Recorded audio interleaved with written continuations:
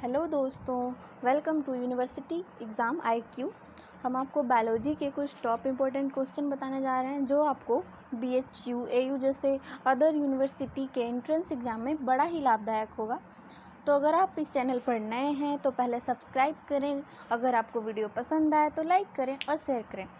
तो हम अपने पहले क्वेश्चन की ओर चलते हुए देखते हैं, निम्नलिखित में से किसे जीव विज्ञान का जनक कहा जाता है। तो हमारा ऑप्शन है लेमार्क, दूसरा ऑप्शन है डार्विन, तीसरा ऑप्शन है अरस्तु और चौथा इनमें से कोई नहीं। तो इसका आंसर होगा अरस्तु। दोस्तों, हम आपको बता दें कि बायोलॉजी को दो भागों में विभक्त किया गया था, पहला जूलॉजी, दूसरा बॉटनी। तो यहाँ पे जूलॉजी के फादर अरस्तु हैं, और लेकिन यहाँ पे बॉटनी के फादर बदल जाते हैं, वो हैं थियोफ्रास्टस। दोस्तों, अगर आपसे बायोलॉजी या जूलॉजी का पूछे तो आप वहाँ पे अरस्तु ही देंगे, बट अगर आपको बॉटनी यानी कि वनस्पति विज्ञान का पूछे तो आपको वहाँ पे थियोफ्रास्टस देना होगा। वैसे आपको वहाँ पे ऑप्शन में मिलेगा, वहाँ पे आपको अरस्तु ना लगाकर थियोफ्रास्टस लगाना है। दूसरा क्वेश्चन है, निम्न में से किसने जीवाणु की खोज की थी? Who discovered bacteria?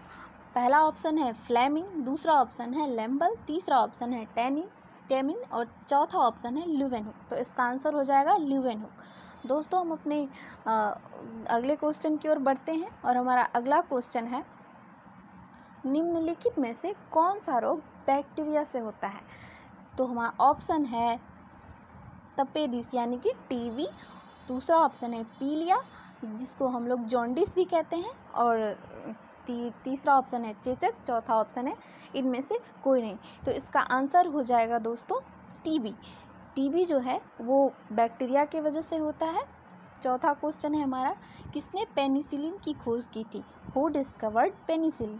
तो पहला ऑप्शन है हमारा माइकल फेराडे, दूसरा ऑप्शन है विलियम हार्वे, तीसरा ऑप्शन है अलेक्जेंडर फ्लेमिंग और चौथा ऑप्शन है डार्विन। तो इसका आंसर हो जाएगा अलेक्जेंडर फ्लेमिंग। दोस्तों, अलेक्जेंडर फ्लेमिंग ने ही पेनिसिलिन का खोज किया था। आगे बढ़ते हुए हम अपने क्वेश्चन को देखते हैं। पांचवा क्वेश्चन है, विटामिन डी की कमी से निम्न में से कौन सा रोग होता है? दोस्तों, विटामिन से एक क्वेश्चन ज़रूर है कि आ ही जाता है। हमारा पहला ऑप्शन है बेरी, दूसरा ऑप्शन है रतौंधी, तीसरा ऑप्शन है ए और बी दोनों, चौथा ऑप्शन है डी। तो इसका आंसर तो होगा डी, विटामिन डी की कमी से रेक्टस होता है। लेकिन यहाँ पे समझ लें कि बेरी जो होता है वो विटामिन बी की कमी से होता है तथा रतौंधी विटामिन ए की कमी से। छठा क्वेश्चन है हमारा, मनुष्य की खोपड़ी में कितनी अस्थियां होती हैं? How many bones are there in human skull? पहला ऑप्शन है 8, दूसरा ऑप्शन है 30, तीसरा ऑप्शन है 32, चौथा ऑप्शन है 24। तो हमारा आंसर हो जाएगा 8। मनुष्य के खोपड़ी में कुल 8 अस्थियां होती हैं। हमारा सातवां क्वेश्चन है दोस्तों, निम्नलिखित में से मानव रुधिर का pH कितना होता है?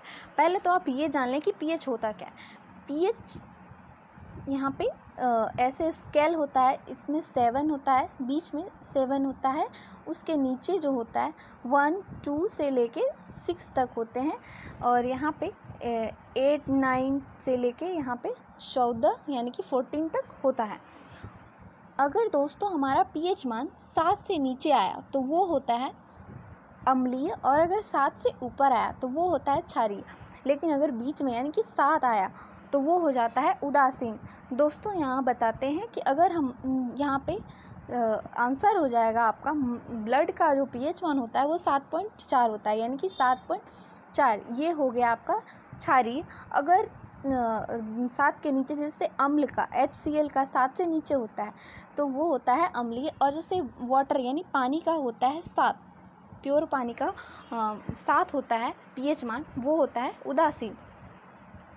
आप अपने अगले क्वेश्चन की ओर बढ़ते हैं। अगला क्वेश्चन है, मानव शरीर में RBC का निर्माण कहाँ होता है?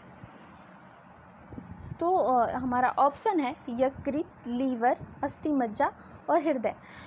तो आंसर हो जाएगा इसका अस्थि मज्जा, बोन मैरो।